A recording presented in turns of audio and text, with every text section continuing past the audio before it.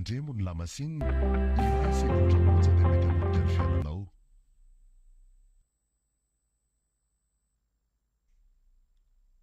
Tsy azo atao ny mijanona anaty bariera mihidy.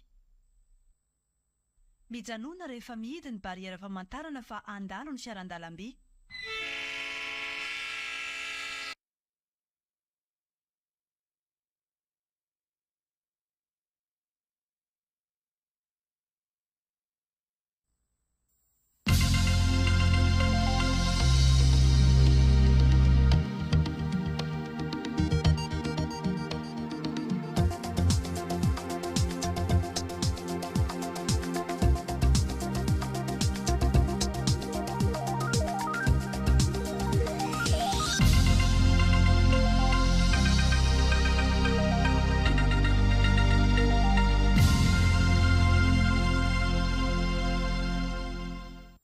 Mankasitraka anao tsy misaraka amin'ny televiziona malagasy manolotra ny araba tompoko lahy sy tompoko vavy tonga soa atao anatin'ny fampalalam-baovao amin'izao atoandro izao asaina mpanajany ianao anaraka izany hatramin'ny farany. Famelohany idirantsika amin'ireo antsy priam-baovao dia indro aroso aminao vetrany ireo lohateny. Tonga ny milina ampiodina ny jirama vaovany ny olany fahatapahan-jiro ao Ankadinondry Sakay.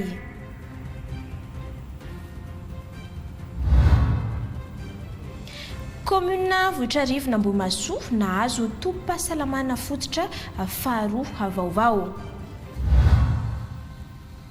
Nitondra avo ny anaran'i Madagasikara teo amin'ny sehatra iraisam-pirenena ireo mpandraharaha kakao tao Ambanja.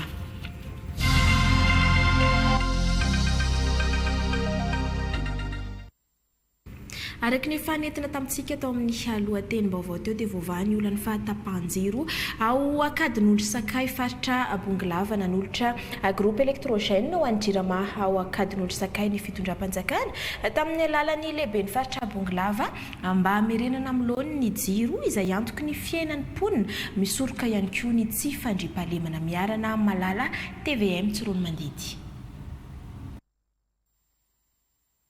Milina fampandehanana ny herinaratra ao amin'ny commune Ankadinondry Sakay mitondra ny tanjaka 570 kW no natolotry ny lehiben'ny faritra Bonglava ho an'ny jirama eo an-toerana mba hamahana ny olana fahatapahan-jiro eo amin'ny commune io. Andro vitsivitsy lasa zay no fahatapahana ny jiro taty amin'ny commune Ankadinondry Sakay dia isorana manokana be tanàna manao tatitra tany amin'ny solombavam-bahoaka dia solombavam-bahoaka koa napita taty aminay miaraka ny olo-kevitra izahay ahoana fomba hahatongavana groupe aty amin'ny commune Ankadinondry Sakay dia noho ny firaisan-kinan'ny dokotely Mahamasandro dia mitazantsika io ny groupe vaovao tonga eto amin'ny commune Ankadinondry Sakay.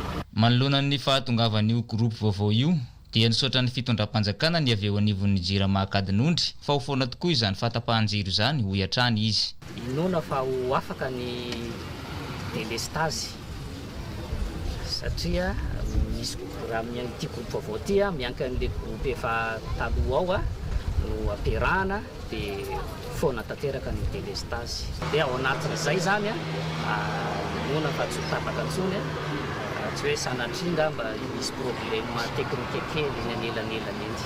Ankoatr'izay dia nilaza ny etaetany ihany koa ny ben'ny tanàna teo an-toerana mba ho fampandrosoana ny tanàna ka vonona ny lehiben'ny faritra Bonglava sy ny solombavam-bahoaka ny Madagasikara voafidy teto Tsirono Mandidy Andriamatora fanomezan'ny solution ny fanome tanana hifarimbona hanatanteraka ny forage eo an-tampon-tanàna sy ny fanamboarana ny lalana miditra eo Ankadinondry avy any amin'ny commune Mahasolo. Resaka jiro izay efa nahazo foto-drafitrasa hamatsy rano fisotro madio ny commune rurale Ambanandroa Andona ka ny anatin'ny district Nambalavahoany afiara-miasan'ny fitondram-panjakana ihany koa sy ireo mpiara-miombina antoka no nazona izay foto-drafitrasa izay ka azo lazaina ho afaka tamin'ny fampiasana rano tsy azo antoka ny mponina noho ny fakana rano any Andrenirano rehefa fotoanany ahitany toy ny teo aloha. Johnson Randriamiaja.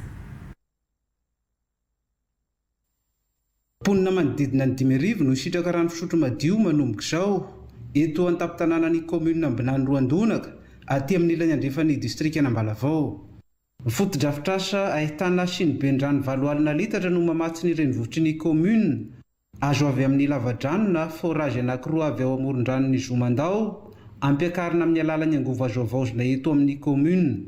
Fiarahamiasan'ny fitondram-panjakana malagasy amin'ny alalan'ny ministeran'ny rano sy ny métropole de Lyon ao anatin'ny tetikasa Horizon 2028 no nahafahana nanao ny asa fanarenana sy fanatsarana ny fotodrafitrasa raha ny taona 2017 no efa nanorenana azy ity izay fiarahamiasa tamin'ny GRET saingy no ny olana vokatry ny fahasombahan'ny fotodrafitrasa dia niato tao anatin'ny taona maro.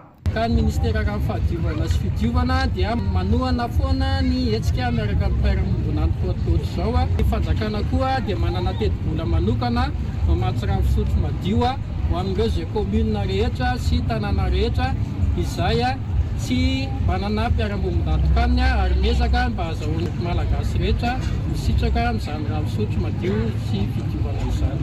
Commune 20 amin'ny 170 ato amin'ny faritra Mahatsatra ambony no misitraka rano fisotro madio ankehitriny. Mampiasa rano ara-dalàna antsika hidiovantsika hananantsika fahasalamana, rehefa salama itsika madio toe-tsaina dia vonona ny vahoaka rehetra hiasa hampamokatra ary hampandroso an'ity commune anampinandro roa ity. Efa ela no ny andro fatratra ny fahazoana rano ny vahoaka teto ka farina n'olotra azy ity ny avy amin'ny métropole de Lyon. Aujourd'hui, je suis ravie de revenir pour inaugurer ce réseau réhabilité qui avait été construit initialement par le GRET. L'achèvement de ce chantier n'a pas été facile. Il a fallu surmonter beaucoup d'obstacles. Je compte sur le gestionnaire pour assurer une gestion exemplaire de ce réseau. Et je suis sûre que Monsieur le maire sera là pour veiller sur les installations. Merci beaucoup. Anareo avy amin'ny métropole de Lyon amin'izao fahazahoana irany izao misaotra ny fitondram-panjakana noho ny fahazahoana an'izao indrindra hanay ato amin'ny commune Ambinangiroa. Ny fotodrafitrasa dia atao fisara amin'ny atody akoho aza totoko ngeva makasisaka anareo ary misaotra ny havina tapiny loha zao fitsinjovanareo any antonaka zao. Mbola azo anaovana fantarana ny fotodrafitrasa vokatry ny fahabetsahan'ny rano.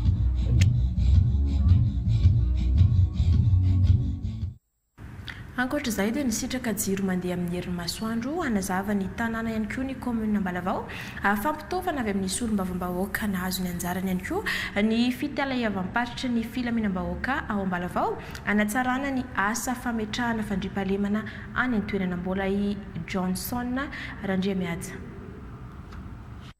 Fampitaovana maro no natolotry ny député Rasoandriana Marceline teto andrenivohitry ny distrika n'Ambalavao. Nitondrany tolo-tanana ho an'ny commune sy ny Sapandraharaha voakasika manoloana ny filana misy ho tombotsoan'ny vahoaka. Jiro 720 ireo no natolony ny commune urbaine hanampiana ny fanamafisana ny fanazavana eto an-tanàna.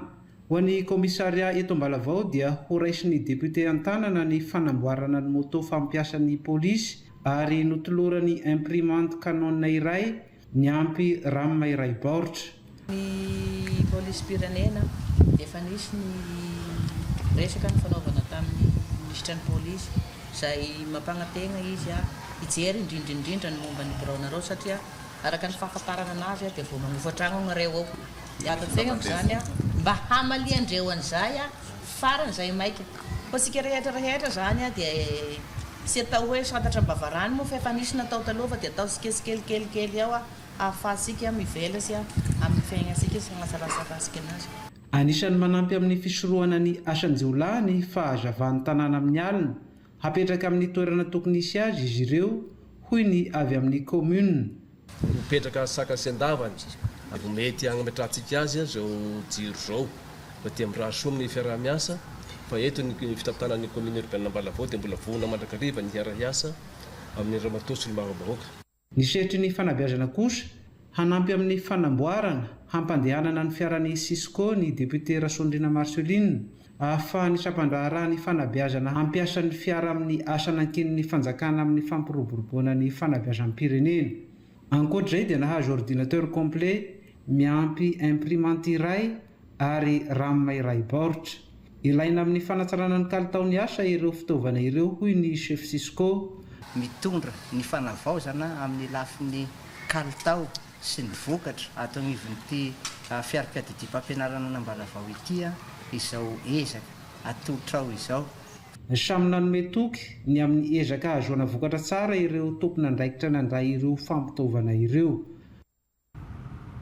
Zay ny makasika niny fa ho an'ny Morondava kosa dia niroso tamin'ny atrikasa entina hanamafisana ny dina sy ny fandriampahalemana ao amin'ny faritra Menabe mba ahafahana mamolavola paikady sy manatsara ny efa natomboka mahentina Antriniony Bona Rashid.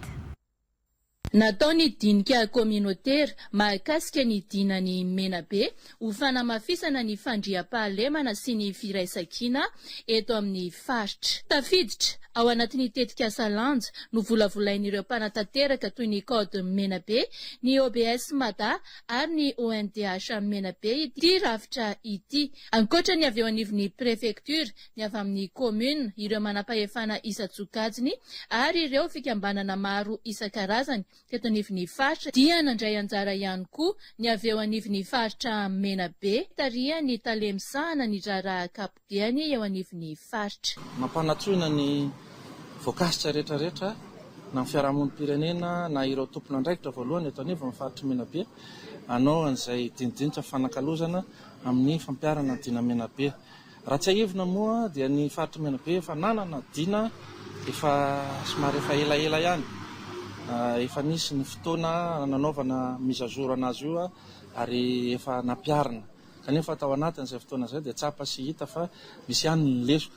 Ka izay fanarenana, fanatsarana amin'ny fampiarana ny dina Menabe izay no nanaovana an'izao fivoriana, fakakevitra, fifanankalozan-kevitra teto amin'ity toerana ity izao. Ny vohitra ary fa tokony hisy ny fampivondronana an'ireo mpiantsehatra mahakasika ny dina. Ny tanjona atao anatin'ilay dinidinika mba ahafahan'ny tsirairay ny tompona andraikitra sy ny mpiantsehatra ary indrindra koa mety hoe ny mpisiraka ny izay dinany Menabe izay mifanakalo, mifampiresaka hoe aiza ho aiza tsika izao dia ahoana ny fomba fiasa sy ny fisian'izay dinany Menabe izay eny anivon'ny fiarahamonina. Tokony hisy ny karazana fampivondronana ny mpanatanteraka sy ny mpiantsehatra rehetrarehetra mahakasika ny fanatanterahana ny dina, fihaonana ivondronany rehetrarehetra dia hoe eo ahoana ny mba hanaporosina sy ny mba hampipaka n'ilay dinany Menabe any anivon'ny fokontany. Antenaina hitondra vokatsoa ho an'ny filaminana sy ny fandriampahalemana maharitra eto anivon'ny faritra moa izao fanamafisana ny fanatsarana ny dina izao. Lafiny fahasalamana nanoizantsika ny vaovao vita rehefa azo ampiasaina ny CSB2 Vohitra Arivo ao anatin'ny distrika Ambohimasoa amany olana vahoaka any an-toerana ny fahavitany izay CSB2 izay satria dia ampy ary raitra ny fitaovana misy ao anatiny izay fampitaovana avy amin'ny fitondram-panjakana ka tsy voatery hiakatra any Ambohimasoa intsony na ho an'ny fianaratsoa ireo marary vao hisitraka fitsaboana feno sy ampy ankoatra ireo aretina mila fandidina tany an-toerana nanolotra izany ny lehibe ny distrika Mahefa Razafindrakoto. Hamaly ny filan'ny vahoaka aty Vohitra Arivo sy ny komina Pray Vodrindrina aminy ny fahavitana izao fotodrafitrasa goavana miaraka amin'ny fitaovana raitra izao atao amin'ny tobim-pahasalamana fototra faharoa. Hita ato avokoa ireo fitaovana hamaly ny olona amin'ny fahasarotana izay tsy maintsy hiakarana ny Ambohimasoa renivohitr'ny distrika na Fianaratsoa. Ohatra amin'izany ireo sarom-piterana, fitiliana ny tazomoka, io izay tena nirongana tokoa araky Vohitra Arivo. Vazany ny olana raha vao tsangana fahasarotana premier degré moa zany filazana azy vitatsika eto izay satria ary fomba sady ampy ny fitaovana. Tena hamaly ny filan'ny vahoaka izao hoy ny talepahatry ny fahasalamam-bahoaka Mahatsiatra Ambony. Tena mamaly ny filan'olona ty fotony satria miaraka amin'ny fitaovana vaovao izy io. Hitao daholo ny fitaovana ny mpiasan'ny fahasalamana koa misy ao rasazy dia misy ao no infirmier afaka nolotra izay fahasalamana ho antsika vahoaka ty fotony. Hisokatra ary hampiasana avy hatrany araka izany ty fotodrafitrasa ity taorian'ny fanolorany ramatoa lehibe ny distrikina Ambohimasoa ny fanalahidy amin'ny tompona andraikitra sy ny fahasalamana ao an-toerana.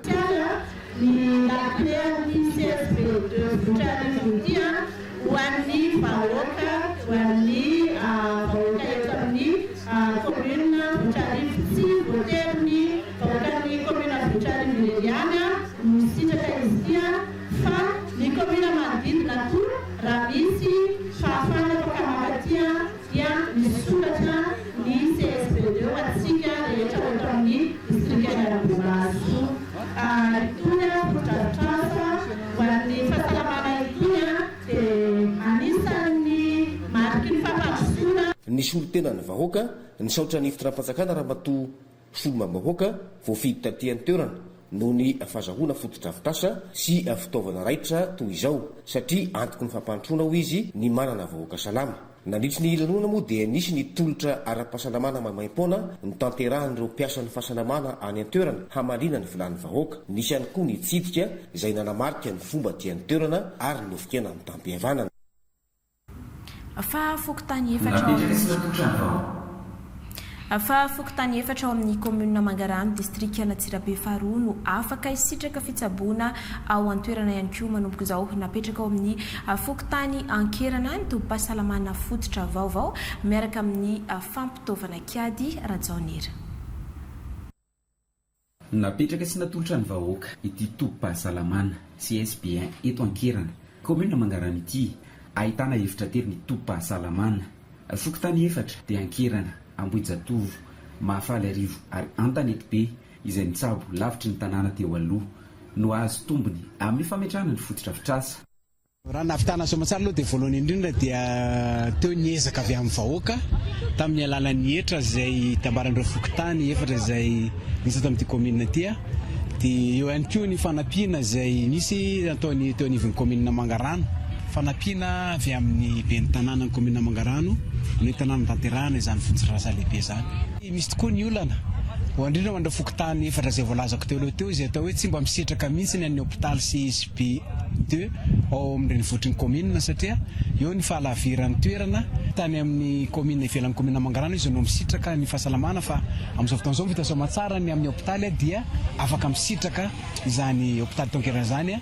Mahatsiaro ho nojerena manokana sy afa-pasairanana ireo mponina aty an-toerana.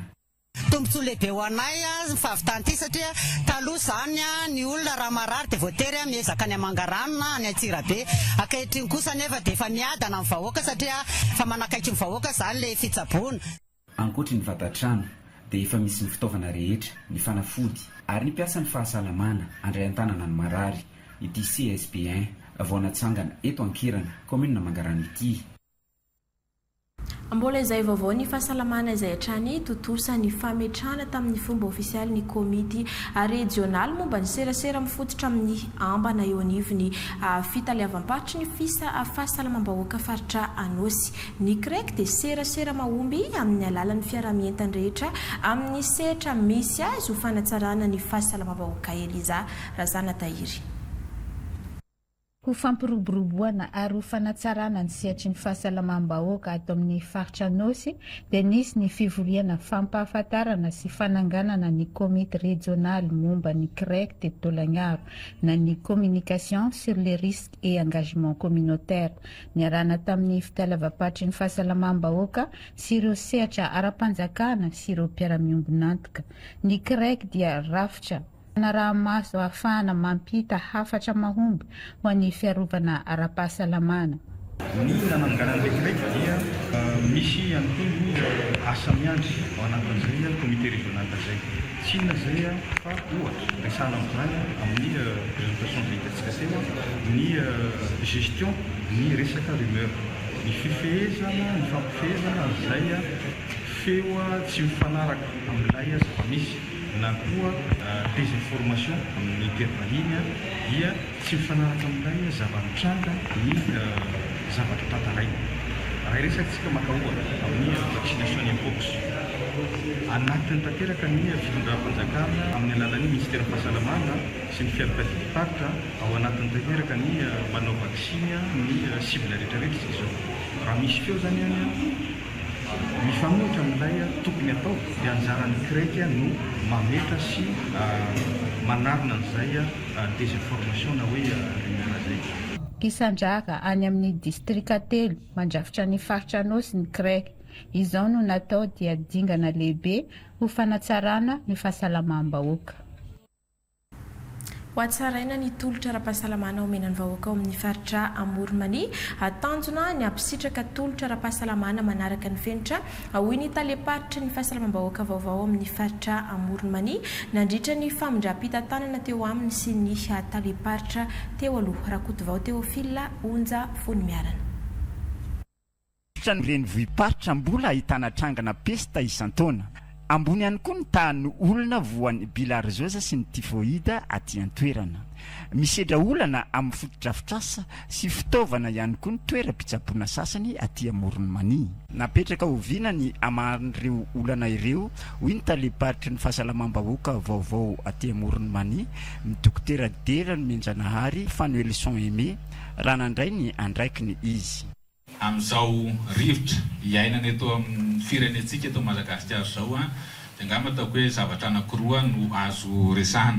Ny voalohany dia misy ireo zavatra izay andrasan'ny vahoaka amin'ny ministeran'ny fahasalamana, andrasan'ny vahoaka amin'ny mpiasan'ny fahasalamana dia ny mba hanomezana an'izay tolotra ara-kalitao ny anivon'ny CSB 2020 atao anatin'ny faritra dia tokony kisy an'izay na amin'ny lafin'ny fanafody na amin'ny lafin'ny fampitaovana mba ahafahan'ny vahoaka misitraka an'izay. Ny faharoa manaraka an'izay dia mba misy ihany koa izay andrasan'ny mpiasan'ny fahasalamana amin'ny fanjakana. Zaho moa zany tsy afaka miala ao anatin'izay satria matoa nametrahana andraikitra dia tokony hijeren'izay ihany koa. Eo ireo mba fijerenana maholona ny fampitaovana tokony ho an'ny mpiasan'ny fahasalamana satria raha tsy misy ny fitaovana tsy misy ny fomba ahafahan'izy ireo manatanteraka an'izay fitsaboana izay raha tsy diso manodidina ny any amin'ny 700 maherana angamba mpiasan'ny fahasalamana atao anatin'ny faritra Amoronmany raha ny dokotera mbola mandray misahana olona maheriny 5,400 ny dokotera anankiray. Somary sarotra ny anatanterahana izany. Ny ao amin'ny paramédico mbola misahana any amina maheriny 5,000 mpiasan'ny fahasalamana anankiray. Dikan'izay mbola misy ezaka ihany koa ny amin'ny fanamafisana andreo mpiasan'ny fahasalamana izay miasa eny anivon'ny tobim-pahasalamana tsirairay ireo. Ny antson'ny fifanomezan-tanany rehetra ho fanatsarana ny tontolo ny fahasalamana ny lehibe faritra Amoronmany Rakotomalala Arliva mandritra ny famindra-pitantanana teo amin'ny taleparitra vaovao sy ny teo aloha. Iresaka vaovao ny toe-karena indray losika kooperativa mpamboly kakao voankazo mamy avy ao Ambatra commune Bemanevika sy ny avy ao amin'ny commune Antranokarany ao anatin'ny distrikany Ambanja no nitondra avo ny anaran'ny Madagasikara teo amin'ny sehatra iraisampirenena tamin'ny vokatra kakao izay mampalaza iny faritra iny ny taona 2020 teo. Azo lazaina fa tsy nitsanga menatra ny solotena malagasy tsara ny vokatra azo teo amin'ny fifaninanana Soamina Virginia. Renjara tamin'ny taona 2020 tamin'ny fifaninanana raisam-pirenena Cocoa Off Excellente izay fifaninanana fatao isakany 2 taona ka médaille de bronze 2 no azon'ny Madagasikara tamin'ny kakao tsara indrindra magneran-tany izay natolotry ny Conseil national du cacao teto Ambanja ity. Madagasikara zany à travers une coopérative voankazo mamy si les producteurs M. Clotozen ou nahazo amboara avy any amin'ny Cocoa of Excellence 2025 dia ravoravo moa zany zay reharehan'ny Madagasikara moa zany mamea zay mizara zay prix zay. Maro ireo tombotsoa azon'ny tantsaham-pamboly kakao izay mivondrona anatin'ny kooperativa na dia misy azy ny fidinan'ny prix-ny kakao amin'izao fotoana izao ary isan'izany ny fitazomana ny kalitaony kakao tsara. Anto zany agnanaovanay miaraka io zany noho ny fiarovana mba hadio zany na agnaraka fenitra tadiaviny tsaina iraisampirenena. Ka nohon'izay zany zavatra hitanay zany tamin'ny voalohany izay mbola tsy nikambana sarotro be zany fagnarahana maso makasiky fagnatsarana kakao zany. Ho famporisiana ny tantsaham-pamboly kakao amin'ny fandraisana anjara amin'ny fifaninanana iraisam-pirenena tahaka an'ity ny toloran'ny CNC chèque 500 000 ariary aby ireo mpandeha anjara rehetra ankoatran'ireo nahazo médaille de bronze nahazo 5 millions ariary isan'ny avy hoentina natsarana ny ho an'ny resaka toe-karena manga kosa mba ahafahana mampiena ny tsindry mahazo ny fano any amin'ny faritra Sofia dia ny distrika Analalava no nandray ny hetsika famolavolana ny drafim-pitantanana entina miaro ny fano manoloana ny ambana mahazo io arenan-dranomasina io noho ny fiovaovan'ny toetrandro. Piretra tsara Roland Rasolomandimby.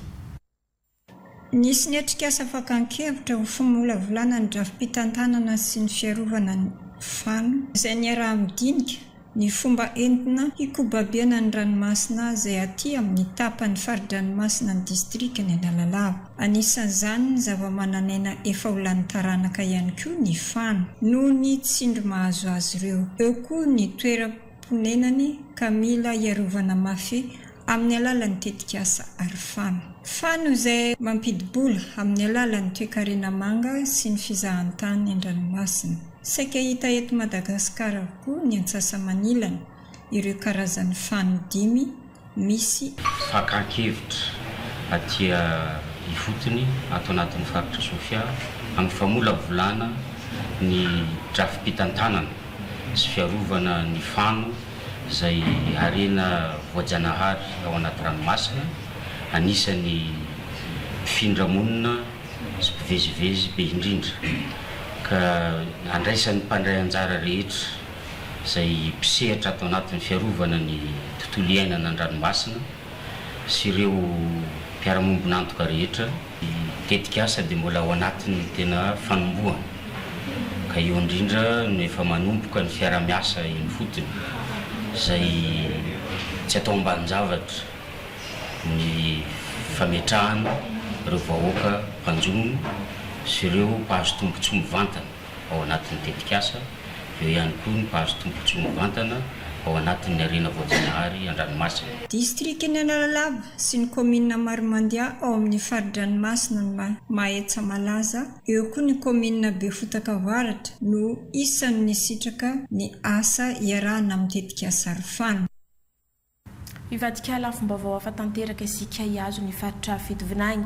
Manao ezaka hatrany ny ONG MHF amin'ny fanampina ny anaka avy amin'ireny ao amin'ny distrikany Manakara commune Mizilgara mba hananana izy ireo fahaleovantena ara-bola ka tsy ankin-doha amin'ny hafa nanome fampiofanana zaitra izay afaka hirosony izy ireo avy hatrany amin'ny asa ataony anaka avy amin'ireny amin'ny ivitoeram-piofanana zaitra ao amin'ny commune Mizilgara. Fiara-miasa teo amin'ny fitaleavam-paritry ny fampianarana teknika sy ny fampiofanana arakasa fitovinany izy io sy ny ONG MHF. Dosité Malala, Randrenirina Bernardin.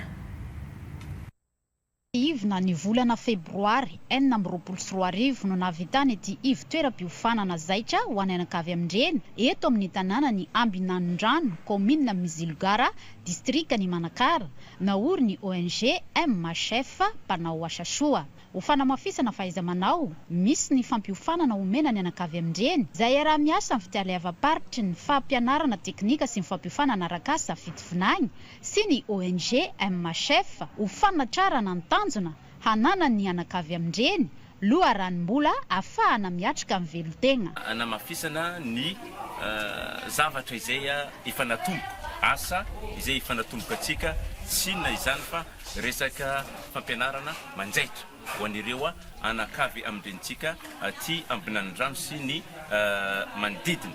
Efa napetraka zany ny lamina izay iarahana amin'ny enseignement technique faritra fitovinany ny lamina ampianarana an'ireo anakavy amin'irensika tondra mpapiofana anofana anireo anakavy amin'irensika. Tantsoroka fanamiditra amin'ny setry ny asa vetrany no omena ny anakavy amin'ireny ato amin'ity ivitoeram-piofanana zaitra ity. Miezaka manaparitaka an'izay fiofanana arakasa zay ka tsy nisalasala ny tenanay ny androany hitondra ny mpapiofana apiofana an'ireo anakavy amin'ireny ireo mandritry ny 20 andro ary dia hanomboana azy noho ny fandaminana tao dia atomboka amin'ny fampianarana fampiofanana ny fanaovana blouse aloha dia mivaga manaraka ny fanaovana chemise, mivaga manaraka ny fanaovana jupe sy ny pantalon.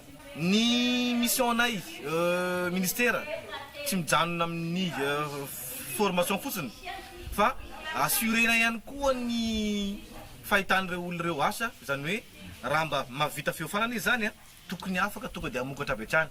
Ny hetsika rehetra ataon'ny ONG MHF dia natao ho an'ny malagasy rehetra, tsy hanavana finoana sy fiaviana. Na tonga vaovao momba ny fanamariana ny voalohan'ny volana May teo ireo mpanao gazetina tany amin'ny faritra ka hoarahantsika miaraka izay ako ny fanamariana izay.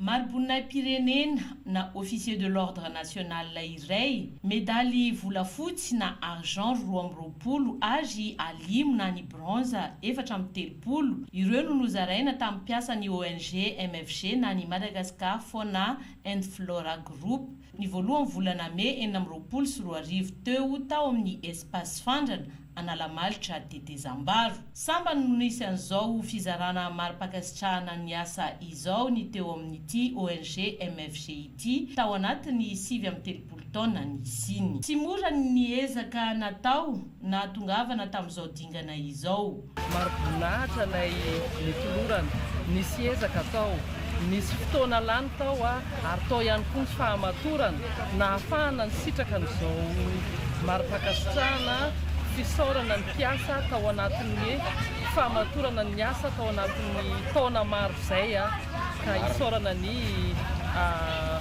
fanjakana isan'ambaratongany.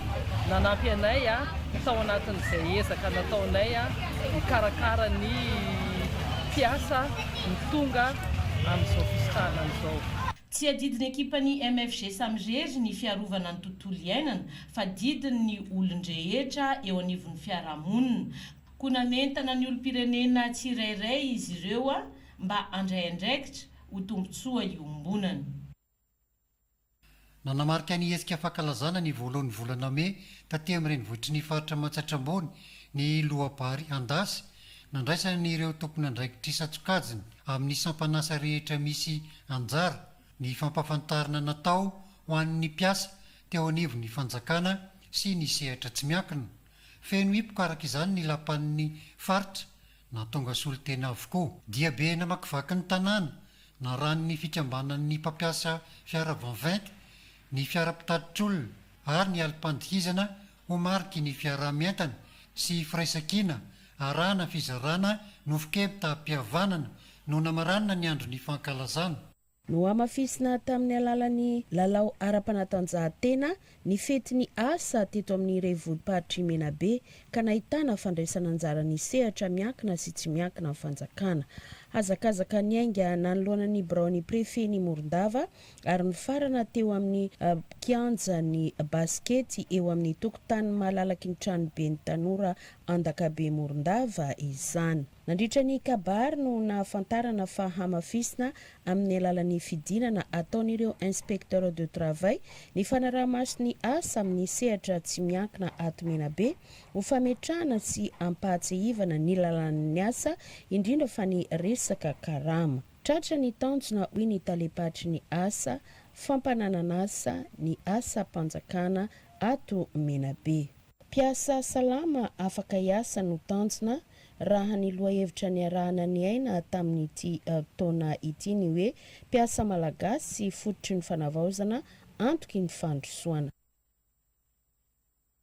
Araka ny didim-panjakana mitondra ny laharana 750 SIPK, MTE, FOP, BAR, SG, BAR, DGT, BAR, N90 tamin'ny 17 avril N90 sy 2000. Dia nanantanteraka izany ny soloteny mpanjakana aty amin'ny faritra Simo Asinanana izay notary ny prefeny Farafangana ka ity lalam-pirenena mandalo eto an-tapitany ny Farafangana ity no nasiam-panarenana raha tena fahasarotana no sedrainy mponina amin'ny fampiasana azy. Ny fandrombonana ireto mpiasa mpanjakana sy ny tsy miankina amin'ny fanjakana ny fanaovana azy nanarina ary namerina amin'ny laony ho azo ampiasaina tsara ka ny avy amin'ny fitalevam-paritsy ny asa mpanjakana sy ny asa vaventy no nanao ny tantsoroka ara-teknika. Fanombona ihany izao fa hiezaka hatrany ny anohy ny asa iombonana toy izao ho fanavaozana tena marina hitondra amin'ny fampandrosoana ity faritra Simo Asignana.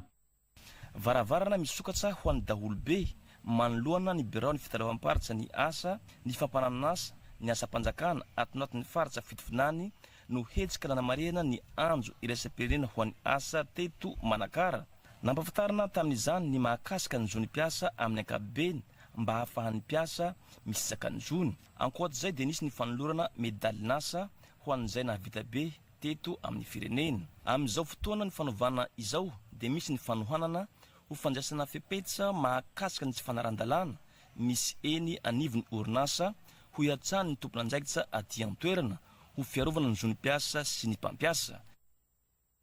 Hetsika fanamboaran-dalana mba hanamevanana ny olan'ny mpampiasa ity lalana ity no nanamariana ny fetin'ny asa dia ny voalohany volana May taty amin'ny distrika ny Belomorotsirobiny izay nandresan'ireo hery-velona rehetra anjara eto an-toerana sy ireo tavy ato amin'ny komina ambanivohitry ny Belo. Niainga avy ety fotony ny fanavozana ka ny fanarenana ity lalana ity dia tsy andrasana ny fitondram-panjakana foibe. Fampahafantarana ny zon'ny mpiasa-panjakana na ny tsy miankina, fanamafisana ny fitsipika amin'ny fehiny asa, ireo ny votoaty ny famelabelaran-kevitra, nanamariana ny andro maneran-tany ho an'ny fetin'ny asa teto amin'ny Braon prefektura ny Tsirono Mandidy. Ny alohavany diabe an'ny firaisan-kina ka ny fampitaona teto avokoa ireo mpiasa nanao diabe na ny miankina na ny tsy miankina amin'ny fanjakana. Nanamafy ramatoa lehibe ny faritra fa tokony hisitraka sy hafantatra ny zoniny ny mpiasa tsirairay nandritra ny lahateniny. Nilaza ny tokony hanajana ny ora fidirana sy ny asa ataony eny anivon'ireny sapatra raha-mpanjakana ireny ny prefet any Tsirono Mandidy. Nofaranana tamin'ny fiarahana ny ala etaeta anehoana ny firaisan-kina ny mpiasa ny fankalazana ny andro ny 2 May taty amin'ny faritra Bongolava izay nitarihan'ny ramatoa taleparitry ny asa sy ny fampananana asa ary ny asa-panjakana. Zay ny mahakasika ny fa mbola malalaka ny asa fanaovan-gazety any amin'ny faritra Menabe amin'ny ankapobeny raha ny fantatra nandritra ny hafandarana mivantana izay nanamariana izy ireo ny andro ny 3 May hafarany teo. Fantatra ihany koa fa vonona anatsara trano ny fampitam-baovao amin'ny olo-pirenena ny mpanao gazety sy ireo teknisiany ny serasera any an-toerana Isabelle Jouda, Celestine Bona, Rachid.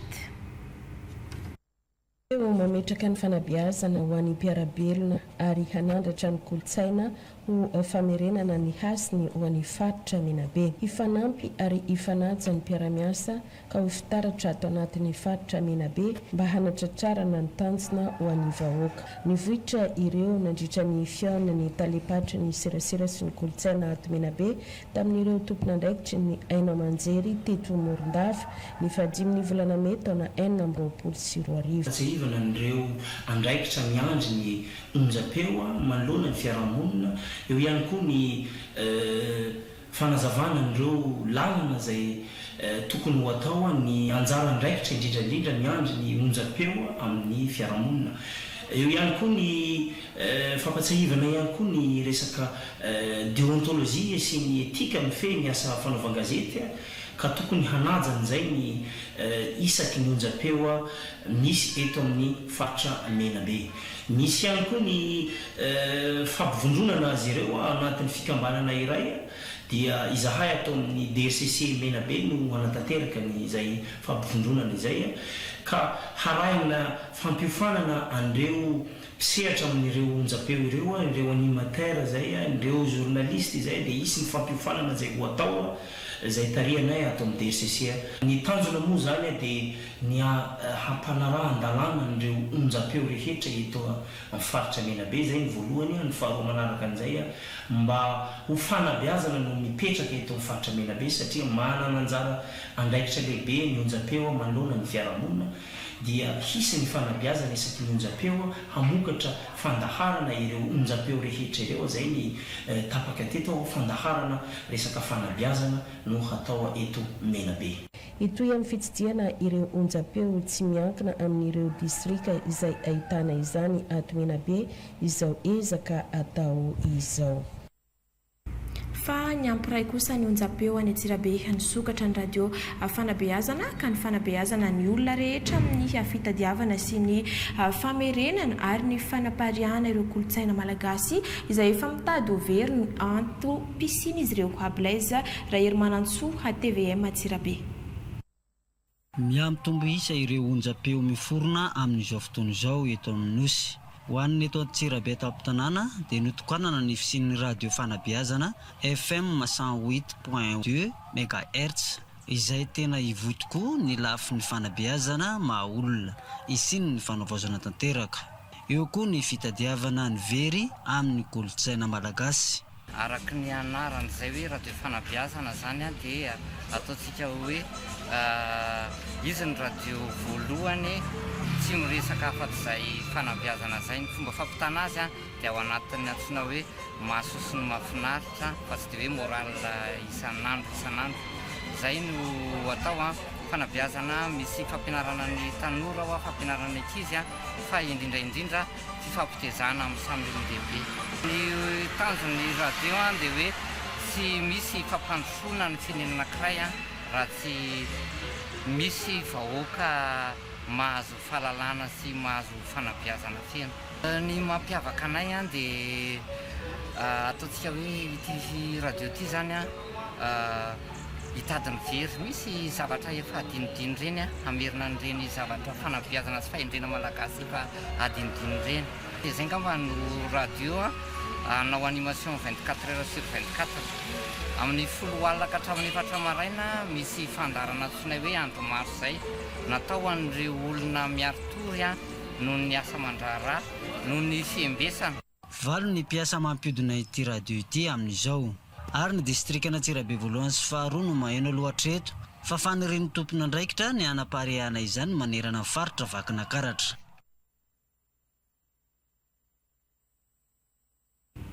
Ho an'ny Antsiranana indray aloha isika fanadiovana ny dispensaire Antsiranana no nisantarany Fizabe na fikambanana zanaka be Marivo Miray ao Antsiranana ny 10 taona nijoroany tamin'ny fanaovana ny asa sosialy sy ny fampandrosoana ny tanàna Eugénie Rasoary Malala.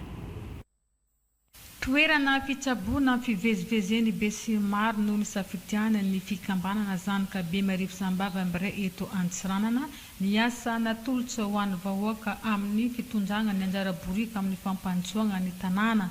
Foko fatsapandalany fihavanana fitiavana ary ny firaisan-tsaina ny malagasy indrindra amin'ny toerana filana ravinaitra ka noporofoy ny reto Fizabe eto Antsiranana ny firaisan-kina Noery amin'izao fankalazana ny 10 taona ny joroany fikambanana izao.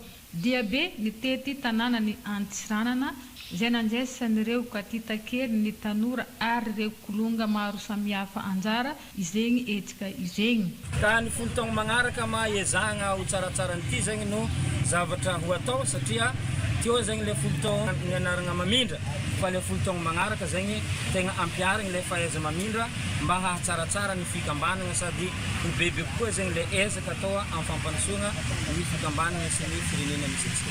Mifanohagna na eo amin'ny lafiny tsara na amin'ny lafiny ratsy ny Fizabe ary fikambanana tsy manao politika miantsoraka amin'ny asa soa amin'ny fagnasoavana ny mpiarabelona eo ihany koa ny fampandrosoana ny tanàna.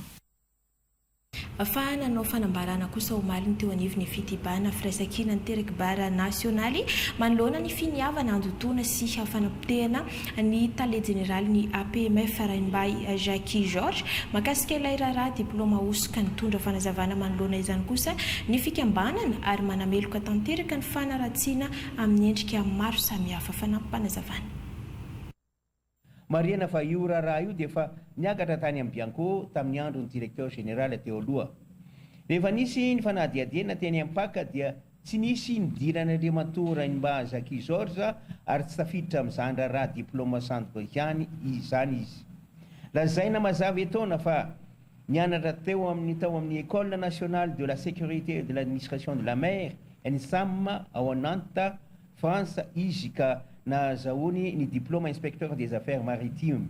Rehefa tsy naomby ny fanaratsiana momba ny diplôma dia lazaina indray fa nanome vola mpitondra ambony ao avoloha izy mba hiarovana azy. Tsy mitombony zany satria ny fanadihadiana natao ny Bianco sy ny Pâques dia manamarina fa tsy voakasika io raharaha io izy. Amintsika eto Madagasikara asio fanajana satria nianatra ny bara ka ao namono sy mendrika azy ny deuxième PMF. Tena spécialisation iny nataony. Koa tsara mariana fizahay dia manohana hatrany izay fitondrana misy eto amin'ny firenena. Ny antony dia ny anay resaka fampandrosoana ny faritry ny bara no manahirana anay. Miisa 7 sy 900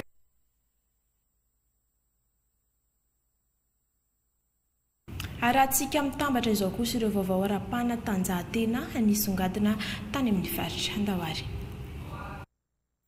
Miisa 7 sy 900 ireo mpianatra afaka nagnatanteraka ny fagnadinana ara-panatanjahantegna BPC aty amin'ny farim-piadidena fampianarana sambava voalohany izay tanterahigny isaka ny ivotoeram-panadinana ahitagna ny sekolim-panjakana ambaratonga faharoa.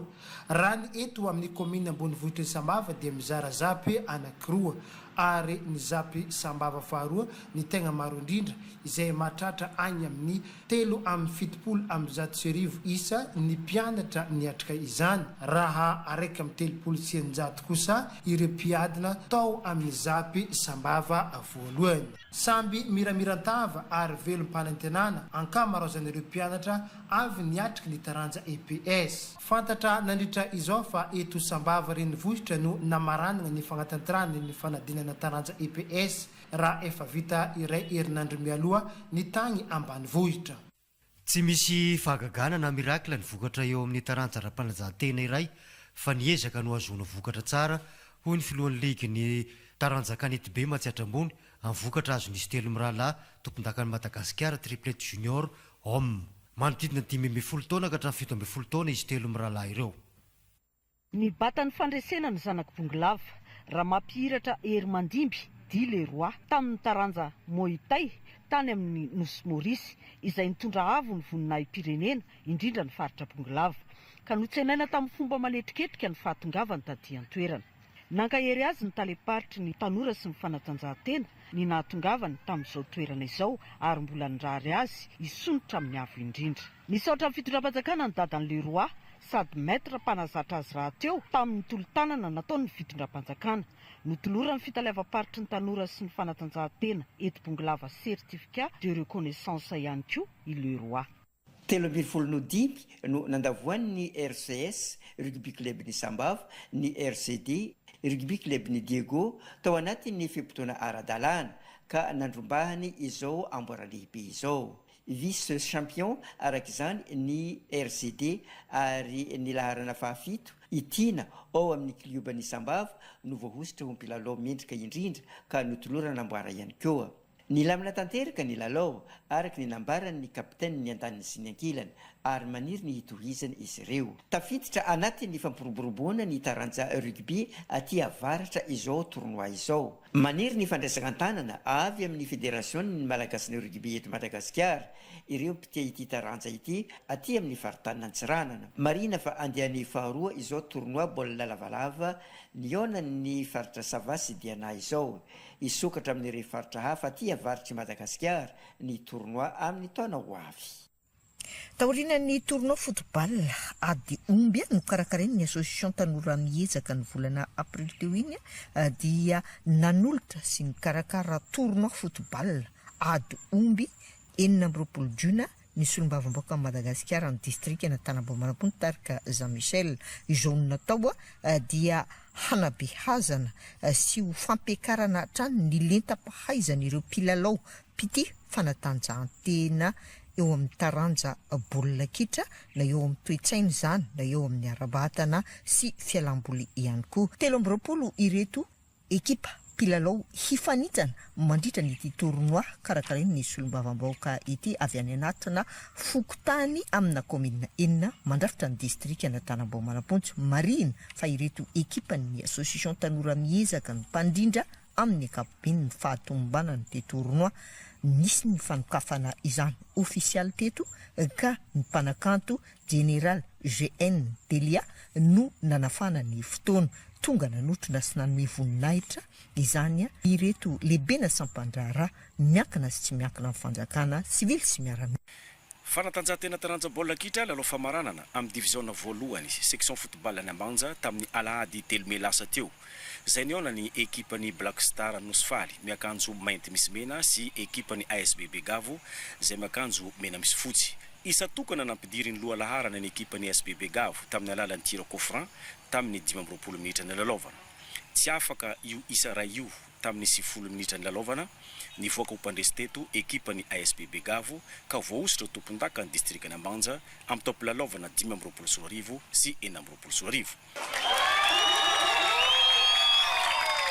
Mariana fa ekipa efatra no solotena distrikta Ambanja anao fifaninanana sy fifanitsanana regionaly amin'ny Ligue de Football ny Diana ka atao amin'ny fahavalon'ny volana Mey ho avy io dia ekipa ny ASB Begavo, Black Star, AGSB ary KFC Kakao. Lafiny kolotsaina no amaranantsika ny vaovao totosan'ny fanimpo-doany roa atao amin'ny distrikta ny Marvoay dia ny doany Atsinjoarivo Andriamsara Efadaha Manakasina ao atapon-tanàna ny Marvoay sy ny doany Hadady Marodori ao amin'ny fokotany Ambalatany commune Marvoay. Velonjara Martial OL Ramarson.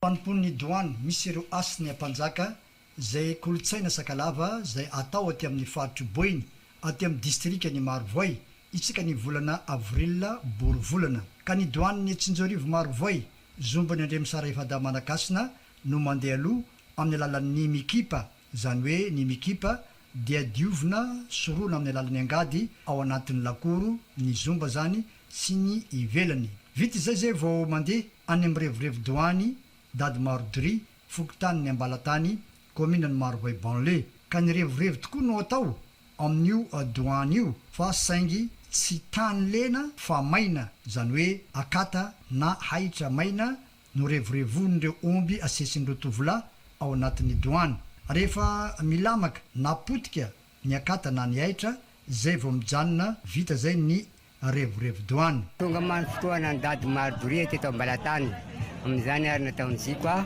ny revorevo doany zany io fomba enti-paharazana mikasika ny doany osena omby zany izy io amin'izany ary atao dia mitolona ny tanora mandrevorevo zay ny atao hoe revorevo doany io.